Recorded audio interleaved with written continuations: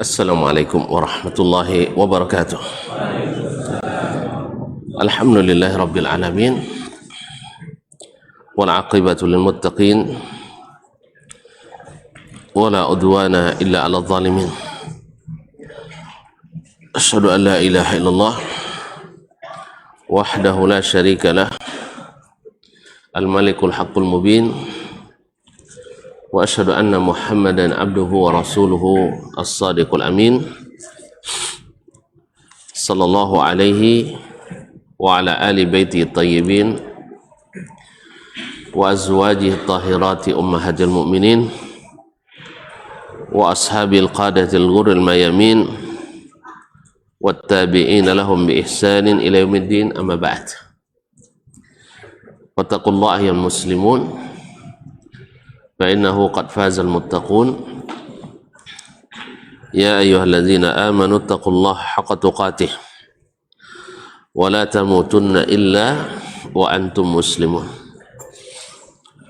Ma'asyiral kiram yang dirahmati Allah Subhanahu wa taala, alhamdulillah kita bersyukur kepada Allah Subhanahu wa taala masih diberikan kesempatan dan kekuatan untuk hadir di majelis-majelis ilmu seperti ini.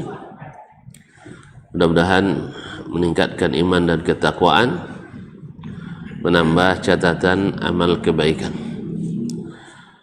Salawat dan salam kepada baginda Nabi alaihi salatu wassalam, pada para ahlul bait, para sahabat, tabi'in dan siapapun yang mengikuti sampai hari kiamat. Kaum muslimin, kaum muslimat dirahmati Allah, melanjutkan pelajaran kita bersama Imam Ibn Abi Hatim dalam kitabnya Adabus Syafi'i wa Manaqibuh, adab dan keutamaan Imam Asy-Syafi'i rahimahullah. Masih berkaitan dengan bab mazukira min ma'rifati Syafi'i al-lughat, bab tentang penguasaan Imam Asy-Syafi'i tentang bahasa Arab. Terakhir sampai pada alinea ke-43. Qala rawi akhbarana Abul Hasan, telah menceritakan kepada kami Abul Hasan Ali ibn Abdul Aziz ibn Wardak An-Nisaburi. Qala, dia berkata, Haddatsana Abdurrahman, telah menceritakan kepada kami Abdurrahman, yaitu Abdurrahman ibn Muhammad ibn Idris ibn Munzir Al-Hanzali, yang dikenal dengan Ibnu Abi Hatim Ar-Razi, penulis kitab ini. Qala, dia berkata, Sa'altu Aba Zur'ah, saya mentanyakan kepada Abu Zur'ah. Abu Zur'ah Ubaidullah bin Abdul Karim Ar-Razi, masyhur dengan kunyahnya Abu Zur'ah Ar-Razi. Dia dengan iparnya Abu Hatim Ar-Razi sama-sama imam besar di bidang hadis, khususnya ilmu jarh wa ta'dil dan ilalul hadis. Selalu disebut dengan Ar-Razian, dua orang Ar-Razi. Dan keduanya adalah Basmondo. Abu Hatim menikah dengan saudari perempuan Abu Zur'ah, lahirlah anaknya ini. Jadi Ibnu Abi Hatim ini digembleng oleh dua orang ulama besar yang merupakan keluarga dekatnya, satu ayahnya, satu pamannya atau mamanya. Qala sa'altu Aba Zur'ah, saya bertanya kepada Abu Zur'ah an tafsiri hadits Nabi sallallahu alaihi wasallam, tentang tafsir hadis Nabi sallallahu alaihi wasallam. Annahu naha ayustanja birawthin wa rimmah. Saya bertanya tentang tafsir hadis Nabi sallallahu alaihi wasallam bahwa dia melarang seseorang beristinja, yaitu membersihkan yang keluar dari salah satu dari dua jalan, baik BAB maupun BAK, dengan beristinja menggunakan rauth. Rauth itu adalah ba'r. Al-ba'ru itu adalah kotoran hewan. Kotoran hewan, tai, onta atau sejenisnya. Dilarang menggunakan rauth, yaitu kotoran hewan. Warimma dan rimmah. Nah, tafsir ar-rimmah, faqultu mar-rimmah. Saya tanyakan ke pamanku, apa itu ar-rimmah? Qala al-'azmul bali, yaitu tulang yang sudah usang atau sudah lapuk. Artinya tulang yang sudah lama. Fanaza'a bihadzil ayah. Dia mengeluarkan makna itu dari ayat ini. Qala man yuhyil idhama wa hiya ramim. Man yuhyil idhama wa hiya ramim, dalam surat Yasin, di mana orang itu mengatakan, siapakah yang akan menghidupkan kembali tulang belulang yang sudah hancur. Jadi ramim adalah tulang belulang yang sudah lama, yang sudah hancur. Nah, siapakah yang akan menghidupkan lagi? Nah, al-idham wahiyya ramim. Ramim mustaq dari rimmah tadi. Satu akar kata dengan rimmah. Seperti yang ditafsirkan oleh Imam Asy-Syafi'i pada kesempatan yang lalu, bahwa rimmah adalah al-idham, adalah tulang. Nah, ini dikuatkan oleh tafsir Abu Zur'ah Ar-Razi tentang makna daripada ar-rimmah ini, tentang makna ar-rimmah. Adapun illat kenapa kita dilarang menggunakan rimmah atau tulang, karena tulang itu adalah makanan saudara kita di kalangan jin dan manusia. Jin saja, di kalangan jin. Dia ada kawan, kadang kalau makan ayam tak apa tulang ayam duduk lah. Lunak sodo kan, kini tak boleh ada ayam tulang lunak. Kalau dulu tak. Jadi apa jin tak apa tinggal tu kawan modanya ya. Ya. Iso jin yang orang. Tidak cenderung ke lobby yang tawa dari ni kan. Tulang pun habis. Gigi masih masya Allah masih muda. Nah, jadi ar-rimmah ini bukti bahwasanya Imam Asy-Syafi'i rahimahullah menafsirkan ar-rimmah dengan al-'azm sesuai dengan yang terdapat dalam Al-Qur'anul Karim, seperti yang ditafsirkan pula oleh Abu Zur'ah Ar-Razi. Kaum muslimin kaum muslimat dirahmati Allah Subhanahu wa taala. Kemudian riwayat setelahnya, akhbarana Abul Hasan, telah menceritakan kepada kami Abul Hasan, sama Ali bin Abdul Aziz ibn Mardak An-Nisaburi, rawi hadzal kitab. Qala akhbarana Abu Muhammad, telah menceritakan kepada kami Abu Muhammad Abdurrahman ibn Muhammad ibn Idris ibn al-Munzir Al-Hanzali Ar-Razi, atau dikenal dengan Ibnu Abi Hatim Ar-Razi. Qala hadatsana Ar-Rabi' ibn Sulaiman, telah menceritakan kepada kami Ar-Rabi' bin Sulaiman. Seperti yang kita ketahui atau di mukaddimah dulu, Ibnu Abi Hatim kadang-kadang meriwayatkan dari Ar-Rabi' langsung, kadang-kadang melalui perantara. Ini langsung. Hadatsana Ar-Rabi' bin Sulaiman, telah menceritakan kepada kami Ar-Rabi' bin Sulaiman Al-Muradi Al-Misri Al-Mu'azzim, adalah murid Imam Asy-Syafi'i yang paling banyak berkhidmat kepada gurunya di Mesir. Qala sami'tu Asy-Syafi'i, saya mendengar Asy-Syafi'i rahimahullah yaqul, berkata, fi hadits Rasulullah sallallahu alaihi wasallam, tentang makna hadis Rasulullah sallallahu alaihi wasallam di Makkah, tentang tumbuhan yang di Makkah. Di Makkah, tentang hadis Nabi tentang masalah hukum yang berkaitan dengan kota Makkah. Karena Makkah itu adalah tanah haram. Jadi tak boleh berburu di situ, tak boleh memotong tanamannya dengan sembarangan, kecuali tanaman yang ditanam oleh Bani Adam. Kalau tumbuhan yang tumbuh sendiri tak boleh dipotong.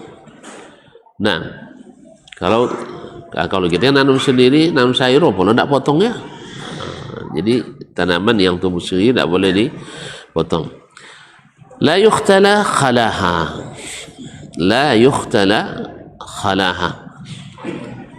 Tidak boleh dicabut rerumputannya. Tak boleh dicabut rumputannya. Faqala al-ikhtila yukhtala, kata Imam Asy-Syafi'i rahimahullah, al-ikhtila adalah al-ihtishash qat'an wa natfan. Al-ikhtila kan ada dalam kalimat tadi, la yukhtala khalaha. Khalaha adalah rerumputannya. Yukhtala, apa makna yukhtala? Karena kalimat khala dari kalimat al-khalwa. Al-khalwa aslinya apa artinya? Menyendiri. Tapi kalimat yukhtala apa maknanya? Nah, itu yang ditafsirkan oleh Imam Asy-Syafi'i rahimahullah. Qala al-ikhtishash. Maknanya al-ihtishash yaitu qat'an wa natfan, yaitu orang mencambri rumput. Al-ihtishash, mengambil rumputan dengan cara qat'an, dengan cara menyabit, wa natfan, atau dengan cara mencabut. Qat'an yaitu dengan cara memutuskan. Kalau memutuskan pakai apa? Pakai sabit. Tak pakai dodo sawitnya.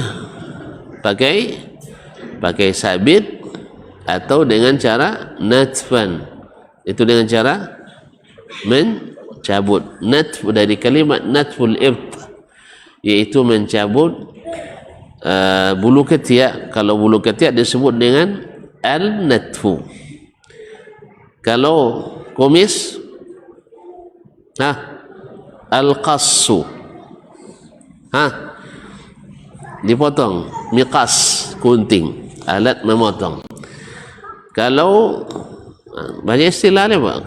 Kalau memotong bulu kemaluan, apa namanya? Al-istihdad, yaitu al-istihdad. Kalau memotong rambut,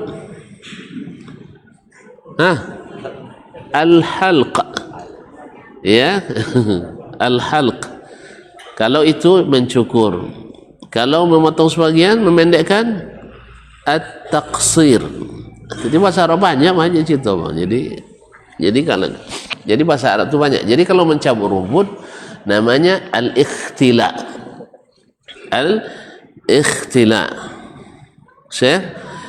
Dan ikhtila itu bagi orang yang tidak biasa menggunakan kalimat itu ditafsirkan dengan al-ihtishash minal hashash. Al-hashash apa itu? Dari hashash adalah rerumputan.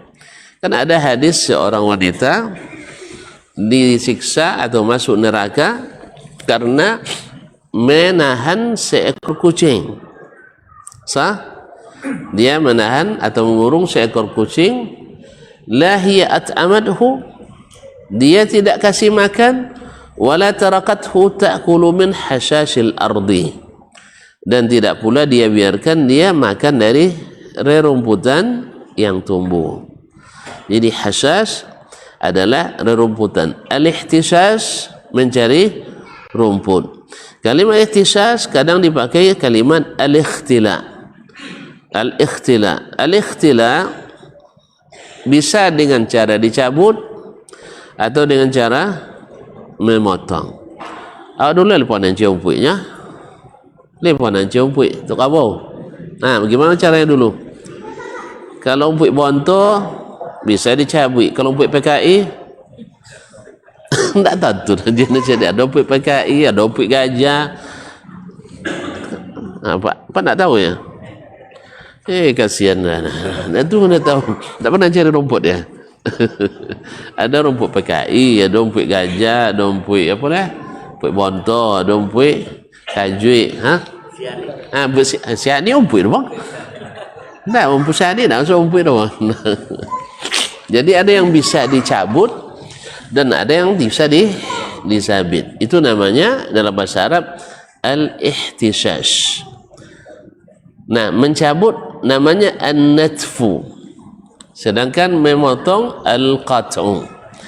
Jadi al-ikhtila kata Imam Asy-Syafi'i rahimahullah maknanya adalah al-ihtishash.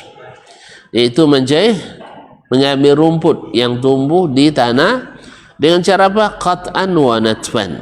Dengan cara memotong dan mencabut. Berarti di Mekah boleh tak? Kan dilarang tadi, dilarang oleh Rasulullah sallallahu alaihi wasallam an yutharu sayduha, tak boleh diganggu binatang buruannya. Kau nampak kelinci di tanah haramnya, kau jauh tak?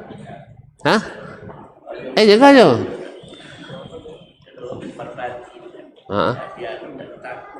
Atau jangan siang juga di tanah haram bang. Makan. Tak kalau bang siang perpati tak temu ada sabang tak asyuban. Jadi kaum muslimin muslimat, pokoknya tak boleh diganggu keamanan sampai hewan pun, tumbuhan pun aman di tanah haram. Nah, makanya Abbas, paman Nabi alaihissalam ketika mendengar hadis ini dari Nabi alaihissalam, dia minta ke Nabi sallallahu alaihi wasallam illal izkhir, kecuali rumputan izkhir namanya, karena itu digunakan untuk apa? Untuk menguburkan jenazah di kuburan. Jadi dipakai kadang untuk kuburan atau untuk bikin atau dong-sudong gaya. Maka Nabi SAW kecualikan illal izkhir.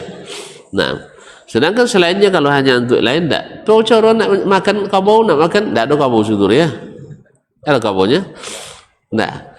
Kalau mereka yang makan tak kena hukum je bang. Tak. Kabau kalau makan rumput tu kena hukum? Kan tak ada. Biarkan mereka. Nah. Jadi kaum muslimin dan muslimat, yang dilarang adalah memotong dan mencabutnya. Karena itu adalah hukum khusus di tanah haram. Nah, ini ada tanah haram sodor mana? Kalau nak ni apa? Ikatan imtan soal itu lah boleh lah. Atau pergi jirana itu lah boleh. Atau ke batas tanah haram. Kalau makanya orang-orang dulu cari makanan untuk hewan ternaknya, kalau mau di sabit atau dicabut, mereka cari di luar tanah haram. Sedangkan di tanah haram tidak dibolehkan. Baik. Kemudian Syekh melanjutkan, akhbarana Abu Hasan qala, akhbarana Abu Muhammad, telah menceritakan kepada kami Abu Hasan Ali bin Abdul Aziz bin Mardak An-Nisaburi qala, akhbarana Abu Muhammad, telah menceritakan kepada kami Abu Muhammad, yaitu Abdurrahman ibn Muhammad ibn Idris ibn Al-Munzir Al-Hanzali ibn Abi Hatim Ar-Razi. Qala, dia berkata, qala Rabi' bin Sulaiman, berkata Rabi' bin Sulaiman Al-Muradi Al-Muazzin Al-Misri, su'ila Syafi'iyu 'anil limas. Imam Asy-Syafi'i ditanya tentang al-limas. Apa makna limas? Segi lima. Al-limas masdar atau isim masdar daripada mulamasah. Lalu mulamasah yaitu dalam firman Allah, aula mastumun nisa au jaa ahadukum minal ghaibati aw lamastumun nisaa falam tajidu ma'an fatayammamu sa'idan tayyiban. yaitu bila seseorang selesai buang hajat minal ghaid, buang hajat besar, au lamastumun nisa, atau menyentuh perempuan, falam tajidu ma'an, tapi kalian tidak mendapatkan air. Untuk apa layu? Hah?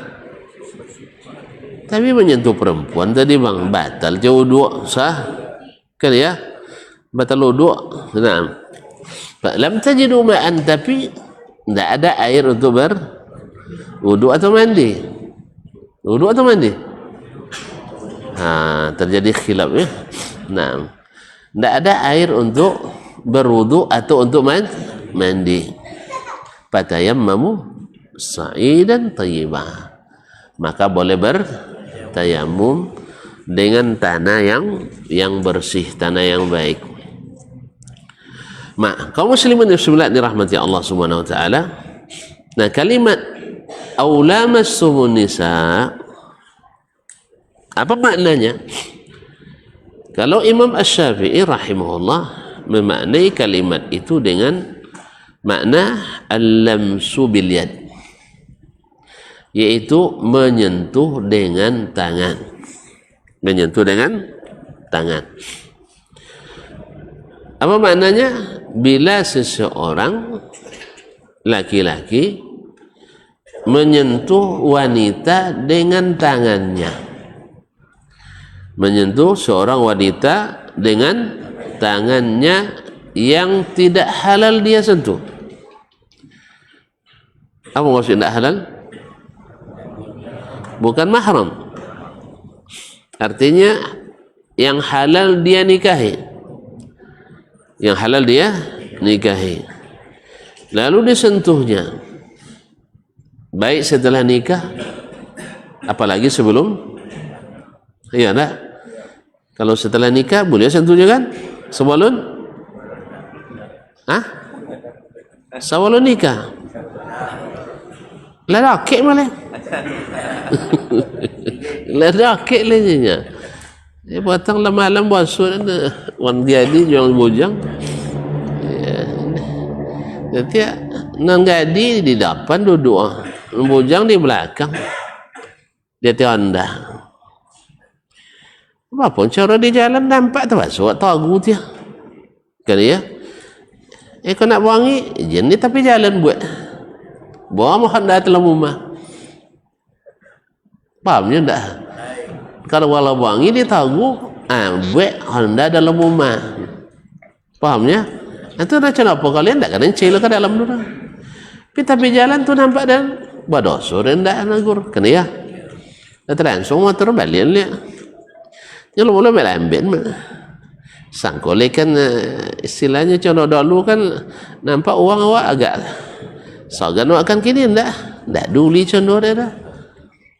Terbasuh daripada yang mendulin jadi bertanya apa cerita nanti kawan ikut siapa kok kawan lah kawin je aduh kalau macam ni kau lah kawin kau sayang je salam dah dulu nak assalamualaikum dulu je dah apa nak wangi dah apa lagi wangi orang nak kawin ke kan ustaz ya orang nak kawin kan dah elok wangi kan gimana?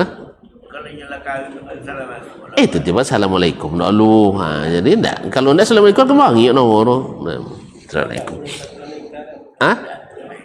Apa? Anda biar matalah nikah talun kan dah biar mau tanya dia mau dalunya. Kalau tak cara duduk macam orang lah nikah.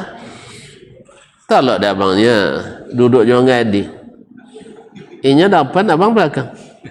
Dia tiandar tak lah bang. Kalau lu nikah tak lah. Mak tak lah Zat. Ada aja tak tak lah. Kalau apa ni lah ada ayah. Ustaz dah apa jurenya kan. Tak tak lah. Kau sewakit tuan-tuan nyuruh dah tak lah. Ini tuan-tuan haramnya. Salun tuan-tuan haram dulu dah tak lah buat kan. Jadi kan inya dapat le memonceng tino belakangnya kayak gitu dulu. Ya lalu lah. Alhamdulillah. Tapi puan itu buatnya terpaksa. Tapi tentu dah bang kasusnya. Lalu kan mau cucunya dan telah ambil ujiannya di mana ITI-nya. Yang sana awak lah. Tu nak kani buah. Ini lah telah ambil ujian Eptanas waktu turu dan lalu ada apa dah terpaksa nambah tapi memang tak nyaman lah. Enggak lewat. Saya turu bang Alun kini lah nak lagi di Ustaz. Masih SMA aja nambah. Tak lah. Hamar kalah. Jadi terpaksa dalam keadaan terpaksa babuh. Ni kalau ikut patut Ustaz Gufron boleh deh. Kan ya Ustaz pakai Grab. Tu Montino belakang boleh Ustaz ni kan? Dan nak boleh ada. Sebagian kawan sabu ada hijabnya pakai tas belakangnya kan. Enggak ada. Ala kulli hal. Jadi kaum muslimin dan muslimat dirahmati Allah, balik. Lah nikah kalian, alun amu kalian nikah. Kalau mau dia nikah dah, mau kuat kini kan. Alhamdulillah kawanan banyak KUA-nya kan. So, kalau tidak ada mahar, jalanan tolong. Tapi jelas bila boleh seperangkat lah salat leh. Lebih perangkat salat deh. Jadi kalau sasi banyak. Tidak je menggai mulu. Akhirnya terpaksa tegaskan leh. Weh turunnya dah. Basuh turun dah. Tidak je ngerti bodoh. Tidak masuk bersalah. Tidak masuk bersalah sama sekali. Tidak tahu sama sekali. Ini tidak wajib babnya. Jadi saking begitu jahilnya kaum muslimin anak-anak kita hari ini. Itu dia ada nyanyi aja dan kalau lah tuan tino dia jantan dia copek nikah je dan. Kalau tuan dia tino jantan copek nikah. Itu di kentarang ken kalam tak kenapa. Kentarang bang, ken kalam entahlah. Ada dapat dia tu inyo dah dapat rusak dia. Dah dapat dia mantu inyo rumah apa je. Kalau dapat tu inyo rumah. Encik biti, encik kan. Deh. Lah bahasa sejarah je pergi ya, lah selesai je pun kuliah, alun je tu dapat encik biti dia. Kan ya? Tu nanti tua dulu. Itulah fungsi orang tua yang mampu tentunya untuk senantiasa mendampingi anaknya. Tak masalah sahabat orang babali menantu cak lah, tak masalah lah. Ya, aku kadang itu tutunya. Biti baik kalau nikah anak gadis ni itu dah belanja lah menantu ni nya kacang babali menantu cak lah bali bayak lah. Apa salah? Ada masalah? Membantu menantu masalah? Makanya sampai kan orang kalau nak nikah sahabat SMA dan semuanya nak amur alhamdulillah dia nak amur. Kalau amur ya amur dia. Kalau nak kuliah dan kuliah, biniang nak kuliah dan kuliah, mintuang nak kuliah dan kuliah main. Nya anak orang susah kita bantu, apalagi anak kita. Orang nak buat bantu orang dosa tu dia salah. Dah sejak-jajak ni orang menikah masih kuliah aja nya. Ya dogi sebagian ada orangnya macam itu. Tepuh punya alun dapat pencahayaan ayah dan mak aja lah menikah boleh je kan. Ya kalau lah nikah dah boleh dapat pencahayaan anak lah. Itu tidak biar Allah Ta'ala oleh nikah nak awak nak bebe awak adalah ni itu san rumusnya. Enggak. Nah sebelum menikah, setelah menikah maka orang tua harus selalu mendampingi anaknya. Sebagai anak harus mempedulikan orang tuanya. Tu lah bini awak nak boleh nama lah. Lah bini awak nak boleh nama lah. Itu dia salah tu. Alun ni mau percaya ruang lainnya. Kan ya? Kan itu alasan dia enggak. Justru kalau alun ni mau jalan kira dapat percayaan dan haya. Menantu enggak percayaan doh. Woi. Menantu enggak percayaan. Percayaan kadang doh. Saya dapat dah. Itu sama enggak percayaan itu tuan salah rumus. Jadi kaum muslimin. Jadi mohon maaf tak salah sabun. Ikut dan buat macam ni ikut tentu kalian ya. Kalian ni tak jalan kalian buat ya kan. Kalau ditambah kalian buat nak panggil kan. Sah? Kan ada kewajiban dah. Tapi kalau jalan wajib dan tegur. Kalau tidak ada berdosa. Alhamdulillah pulang ya. Jadi memang payah. Amar ma'ruf nahi munkar boleh memang dah zaman kini. Allah musta'an. Amat kadang sangat juga ya. Baik, jadi kembali kepada menyentuh wanita dengan tangan. Itu tafsiran Imam Asy-Syafi'i rahimahullah wa ta'ala. Beliau mengatakan itu bukan tidak ada alasan. Alasannya juga dari pemakaian kalimat itu dalam bahasa Arab. Beliau mengatakan huwa lamsu bil yad. Itu adalah menyentuh dengan tangan. Ala tara ada Nabi sallallahu alaihi wasallam naha 'anil mulamasah. Bukankah kalian melihat Nabi melarang jual beli dengan cara mulamasah? Apa makna mulamasah? Bai'ul mulamasah. Nak jawab ini ya? Yaitu bai'ul mulamasah, seseorang membeli dengan cara menyentuh. Tak boleh dipilih orang, asal tersentuh boleh. Boleh pun tak?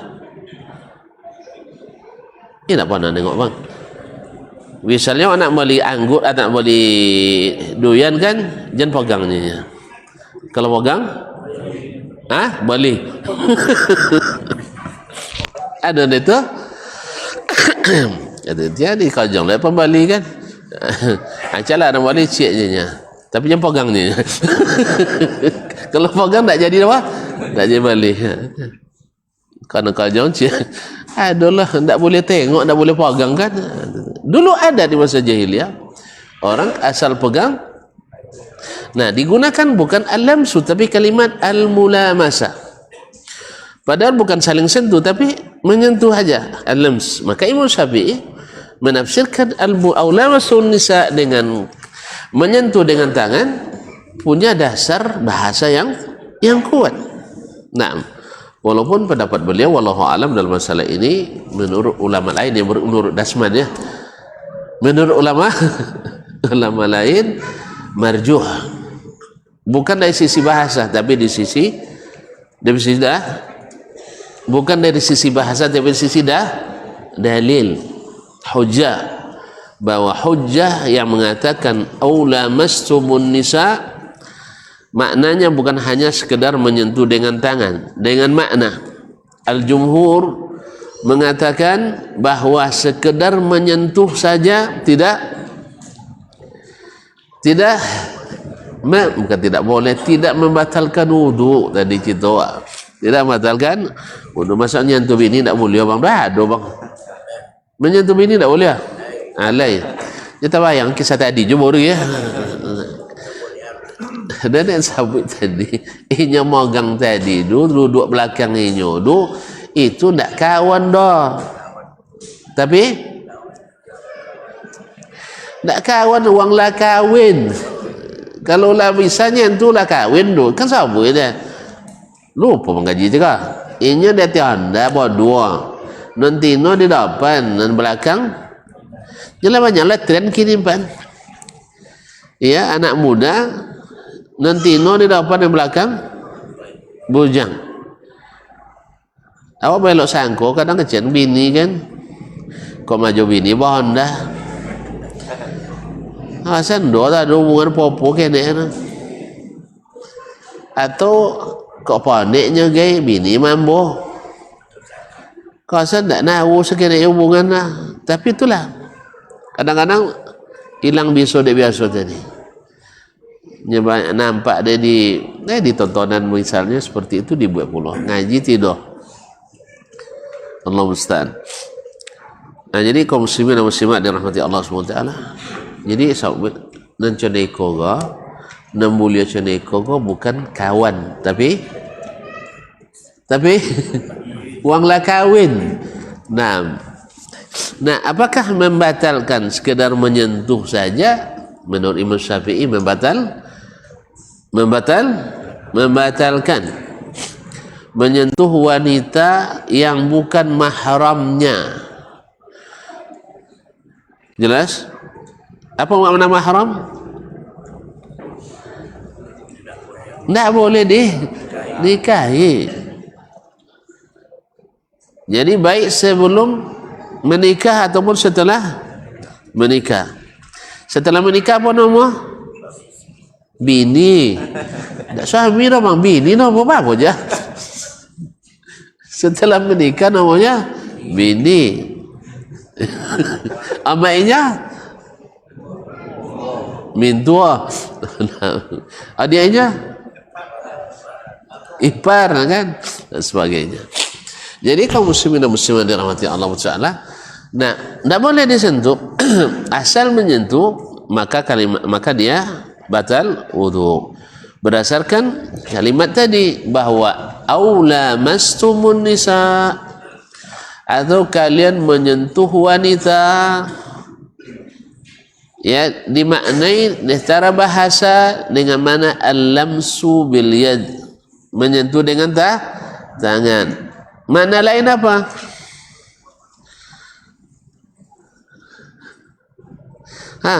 Makna lainnya apa?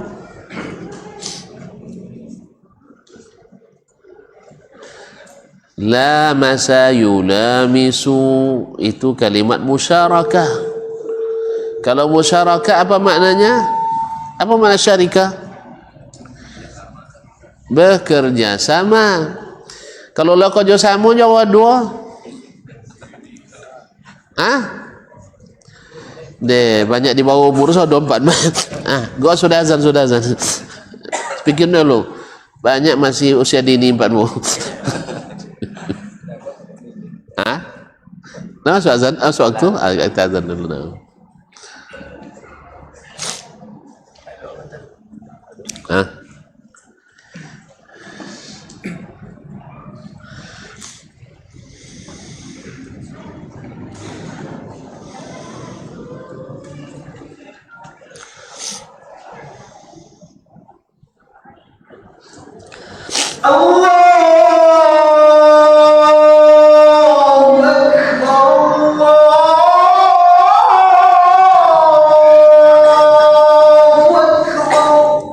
Allah berAllah.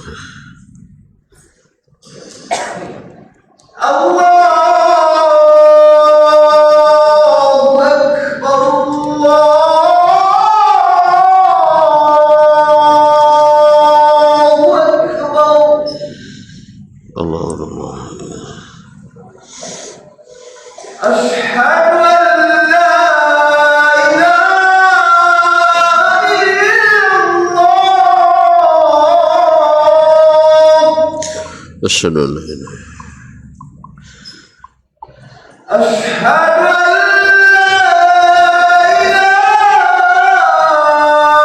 أشهد أن لا إله إلا الله أشهد أن لا إله أشهد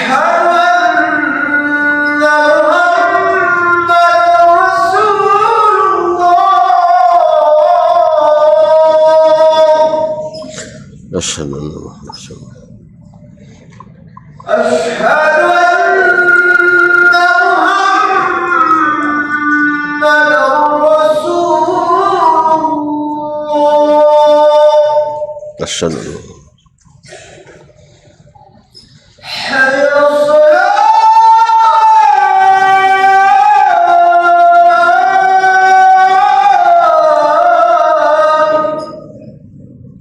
لا حول ولا قوة حي على الصلاة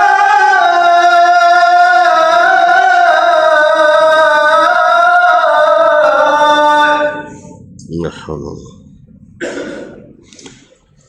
حي على الفلاح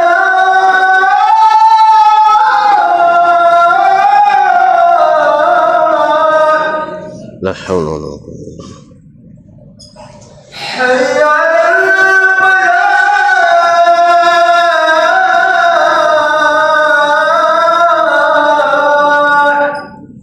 لا حول ولا قوة الله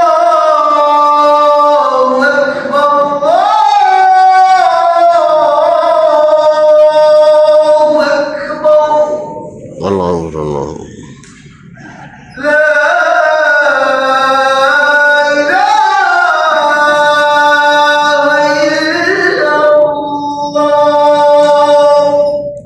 ونشهد أن لا إله إلا الله اللهم رب هذه الدعوة التامة والصلاة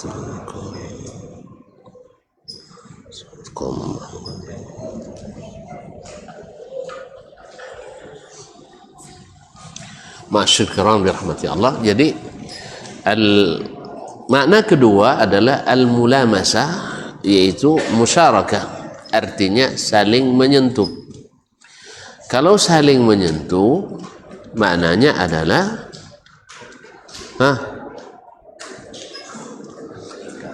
ayahnya bu-ibu ya, saling menyentuh berarti ada syahwat, ada hasrat, ada keinginan antara siapa? Antara laki-laki dan perempuan itu.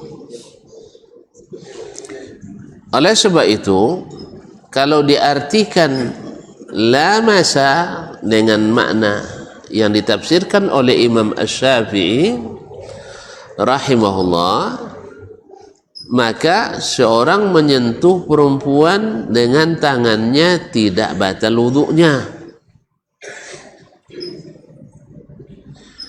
Apa dia mau anggap sodoh? Salah, batal wudunya. Terbalik lah kan, tu contoh buah zani sabuh kan. Mazhab Syafi'i rahmatullahi alaih menyentuh wanita membatalkan wudu. Sebab beliau mengartikan kalimat lamastumun nisa dengan makna lamastumun nisa, hanya sekadar menyentuh, sekedar menyentuh. Dah menyentuh lah, tersinggung, memegang. Makanya dulu ada di ulatan Ustaz du contoh tak mazhab Syafi'i mazhab dah. Jadi berceramah lah kamu sajik du, bini ni anda jinya. Kalau bini ni anda jawab apa pegang dah, antum gantung ke pinggang laki. Fahamnya? Setelah itu pas azan maghrib, masalah apa namanya, qamat maghrib, maju lo ustaz jadi imamnya, tak bodoh dia dah, tak sekian nak kecewa jemaah dah. Apa dia itu? Oi, imam cakap di Palu ada lebih ni. Kalau mazhab mereka jangan Palu lah, tersinggung tergeser macam itu ya batal wudu. Kau di Palu bini dia sudah itu ndak solat ndak bodoh dia dah. Jadi bisik-bisik orang melakukan dalam solat guys. Fahamnya? Nya yakin mereka ustaz kan ndak bodoh dah. Itulah keyakinan mazhab Syafi'i rahmatullah alaih. Karena asal bersentuhan laki-laki dan perempuan batal wudu. Dan Imam Syafi'i seperti saya katakan tadi punya dasar bahasa yang kuat. Dari hadis juga dia ambil bukti bahwa kalimat mulamasa maknanya lamasa. Mulamasa maknanya alams, yaitu sekedar menyentuh. Seperti dilarang bai'ul mulamasa, yaitu jual beli dengan cara menyentuh barang. Biasanya itu kain dulu, tak boleh galiuk-galiuk dah, tak boleh digaliuk. Tahu digaliuknya tu ya, tak boleh dibolak-balik. Pokoknya nak contoh apa asal pilihan mana nya. Kalau tu pilihan awan yang ni hijau tersentuh coklat. Tiba-tiba tu buat jadi dia. Nah, kalau dua mata tak itu dulu. Sebab apa? Karena di situ ada gharar, ada sesuatu yang tidak diketahui. Ukuran tak jolek di dalam tak contoh apa, makanya dilarang itu oleh Nabi alaihissalatu wassalam. Nah, kalimat mulamasa dipakai oleh Nabi dengan makna al-lams, yaitu dengan makna menyentuh.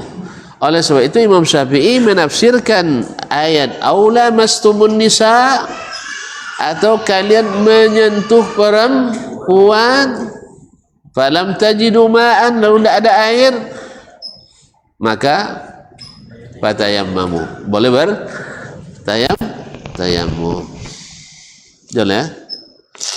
Nah, adapun tapi jangan buat tafsirkan pendapat lain membantah ada ya. Imam Syafi'i lo ikut dia. Woi. Atau nak faham juga? Nak sawi iya ndak je manggu nak tidur ndak jong geleng mana dia lah. Atau ndak joleh. Ulang le. Jadi kalimat yang membaca Quran aula mastumun nisa, dia maknanya oleh Imam Syafi'i dengan makna aula mastumun nisa. Lamastumun nisa, la-nya pakai alif. Lalu diartikan dengan lamastum tanpa alif. Apa bezanya? Lamastum sekedar bersentuhan. Lamastum saling menyentuh. Makna saling menyentuh itu bahasa kinayah. Tentu bahasa kinayah, bahasa kiasan untuk suatu hal yang besar yang menyebabkan orang wajib mandi besar. Kan ya? Jadi kalimat bahasa Arab itu bahasanya bahasa kiasan yang dipakai. Jadi kalian saling menyentuh dengan wanita. Tuh bahasa vulgar aja lah, capek paham ya. Berhubungan intim lah. Kau nak nyambut itu sana jaga tapi itu dia. Lah ambil bono puluh lo belok.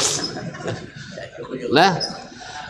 Jadi terjadi dua penafsiran terhadap ayat ini. Imam Syafi'i penafsirannya ayat ini menjadi penyebab wajib berwudu.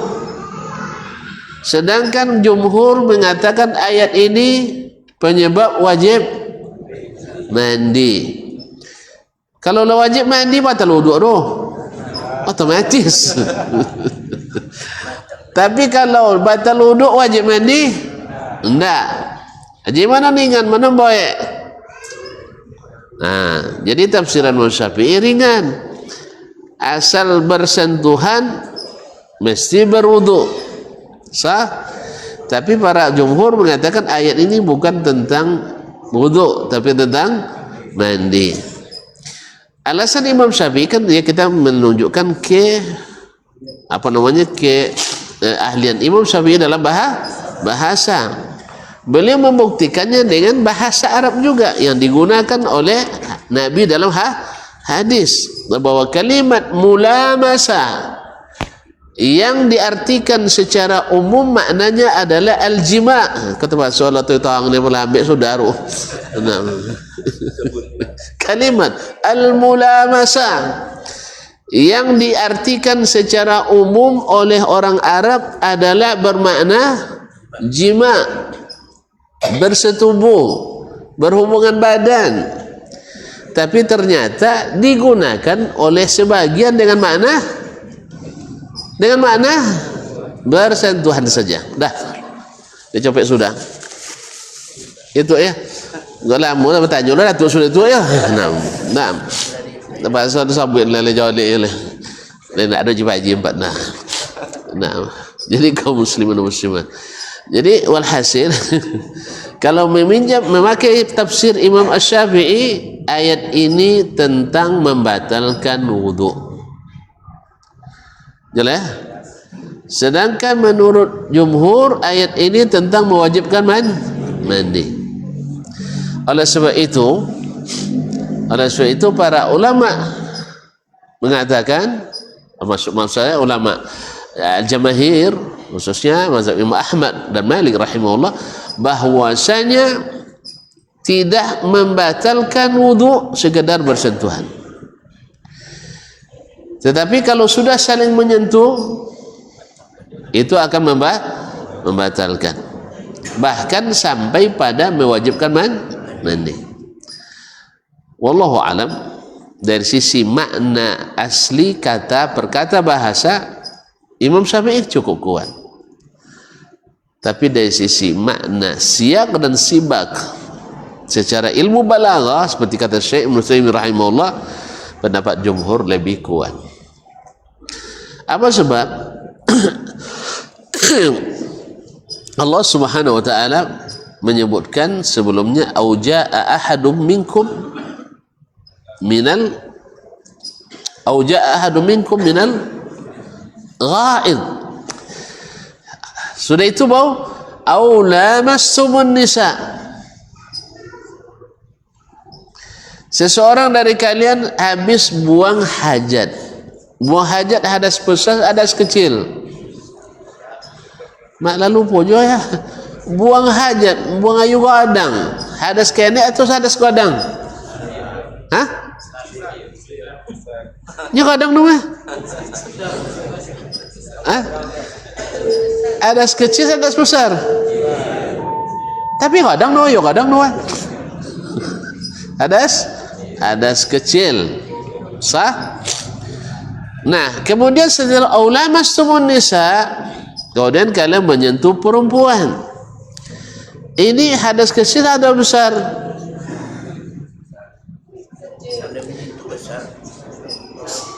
Hendaknya walau nantul ya bang. Kalau secara balaghah, sebab tayamum kan pengganti wudu, pengganti wudu dan pengganti mandi. Taib. Allah sebutkan sebab pengganti wudu, wayu gadang tadi mah. Pengganti mandi?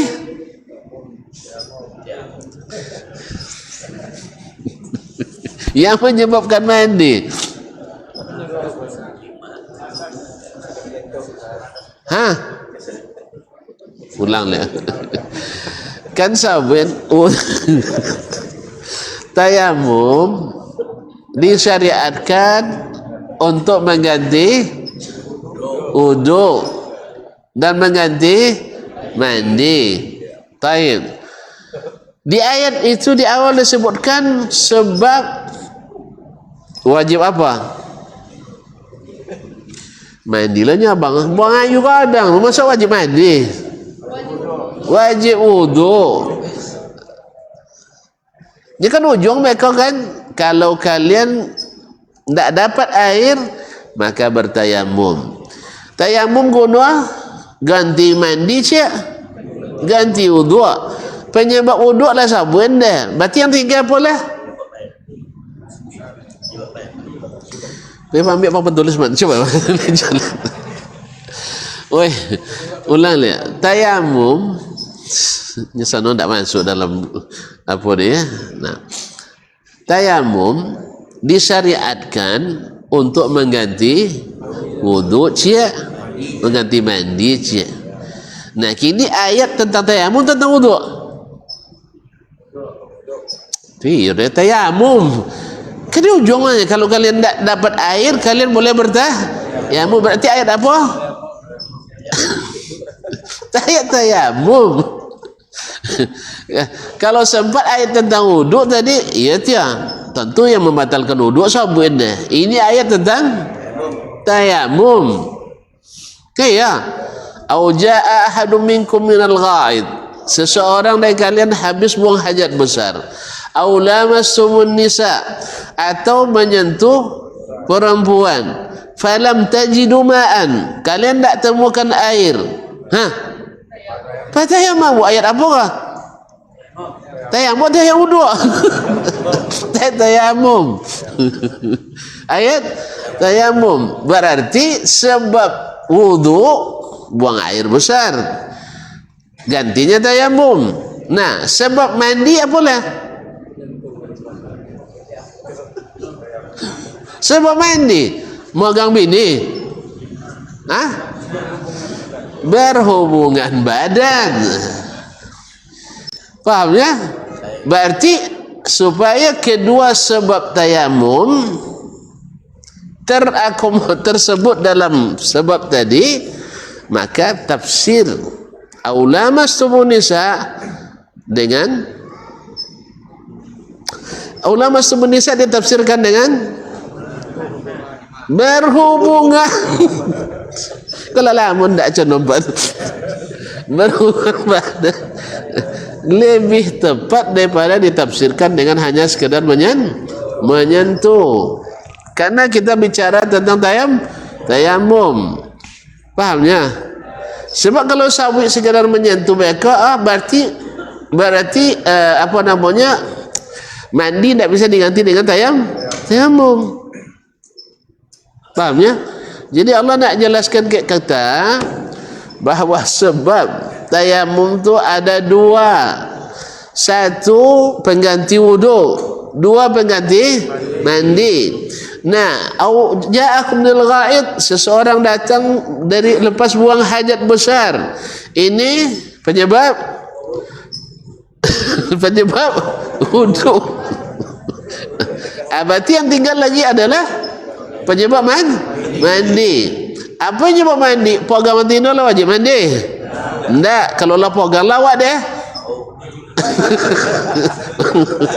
Itu can kan mandi. Sah? Makanya secara ilmu balaghah menyebutkan kedua sebab itu, sebab mandi dan sebab wudu, lebih tepat daripada ditafsirkan dua-duanya untuk sebab wudu. Oleh sebab itu di situ diketahui bahawa pendapat jumhur dalam menafsirkan aula mastumun nisa dengan jima lebih kuat daripada pendapat Imam Asy-Syafi'i yang menafsirkannya dengan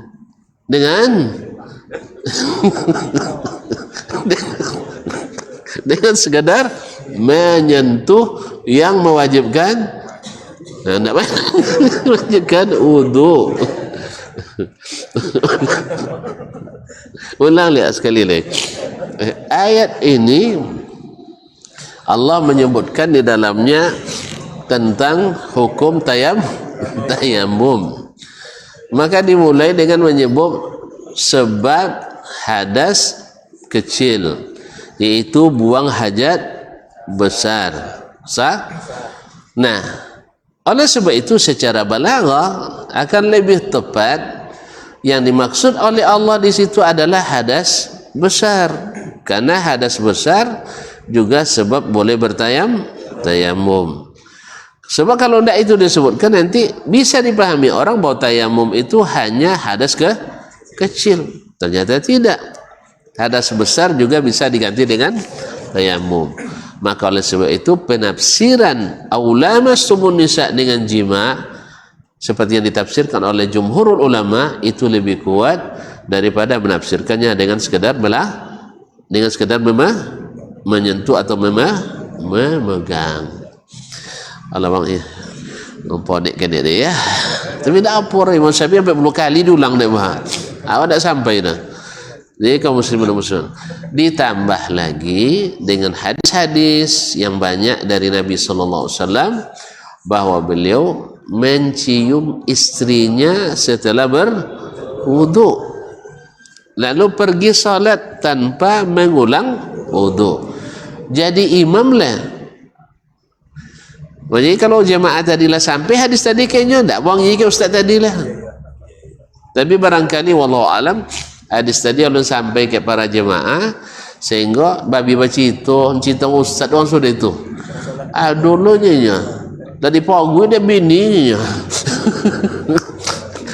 Tadi pagu dia bini di dalam tenda kan. Nanti ibu langsung jadi imamnya. Awak nak tahu gang sogal lah kan. Dia tentunya sampai lagi ustaz lain pertanyaan. Dia tentu sampai lo pertanyaan ke ustaz lain. Bapa cara ustaz kajian bulan 8 lalu ada uang ustaz dia. Lepas gue dia bini ti Honda itu jadi imamnya hasa salat dunia kan ya. Iya ya. Dia mana ndak joleh dalil itu dia. Itu tu kaji bau runya. Kaji bau. Ini ada encet itu asal ndak sesuai kaji bau. Non jadi korban tahu Wahabi. Saja Wahabi ngaji itu banyak kacau di dunia aja kan. Jadi kadang-kadang tak sampai. Jadi wallahu alam di kalimat aula mastumun nisa walaupun ditafsirkan secara bahasa oleh Imam Syafi'i dengan lamastum, al-lams bil yad, dan ditafsirkan oleh jumhur dengan al-mulamasah, yakni al-jima' al-mubasyarah, maka wallahu a'lam berdasarkan secara siyak dan sibak, secara ilmu balaghah, maka menafsirkannya dengan jima' lebih kuat daripada menafsirkannya dengan sekedar al-lams. Baik, kita cukup mulai besok, kita ulang lagi lah ya, biar agak seru sedikit besok. Nah, dan sekiranya ada nampak, wallahu ta'ala alam, wa sallallahu ala nabiyyina Muhammad wasallam. Terima kasih dan mohon maaf. Wassalamualaikum warahmatullahi wabarakatuh.